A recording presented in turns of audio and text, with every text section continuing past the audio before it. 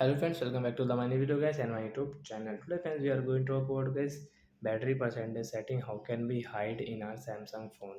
Friends, you want to hide your batteries or percentage. So friends, how can you hide in your Samsung phone? In this video friends, I will show you.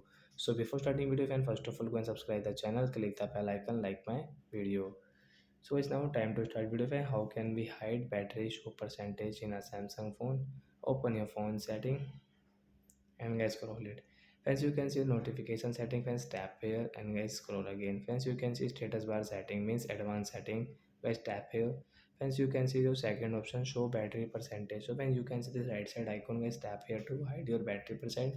Guys, you can see battery percentage will hide in our Samsung phone. So we cannot see guys how much battery percent we have.